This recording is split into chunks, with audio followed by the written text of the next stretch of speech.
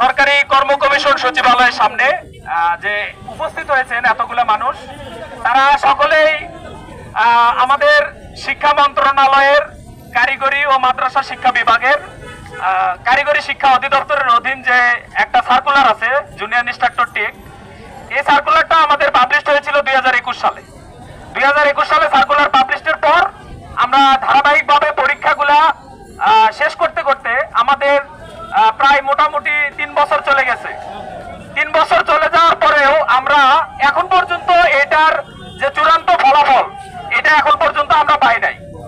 এর আগে আপনারা জেনে থাকবেন যে আমরা গত 11ই আগস্ট এই সচিবালয়ের সামনে আমরা আমাদের কর্মসূচি দিয়েছিলাম যে শান্তিপূর্ণ মানববন্ধন আর অবস্থান কর্মসূচি।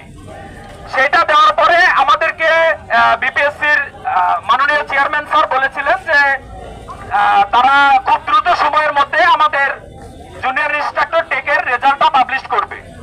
এজন্য তাদের কিছু বলেন যে আমাদের কিছু কাজ আছে যেগুলা শেষ হইলেই আমরা আপনাদের এই রেজাল্টটা পাবলিশ করতে পারবো। সেটা খুব অল্প সময়ের একটা কাজ। হয়তোবা আপনারা মিডিয়ার মাধ্যমে দেখেছিলেন যে আইন মন্ত্রণালয়ের একটা ক্লিয়ারেন্স লাগবে আমাদের রেজাল্টটা পাবলিশ করতে।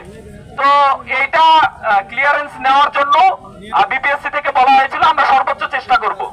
তো আমরা পরবর্তীতে তাদের এই সর্বোচ্চ চেষ্টার আশ্বাসে গত 12 তারিখ বিকালের দিকে আমরা আমাদের অবস্থান কর্মসূচি স্থগিত করেছিলাম।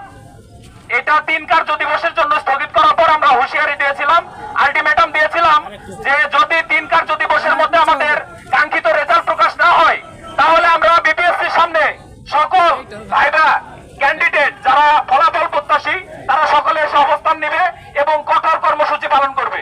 সেই কঠোর কর্মসূচিটা আজকে আমরা দিয়েছি, সেটা হচ্ছে বিক্ষোভ এবং আমাদের আমরণ অনশন কর্মসূচি।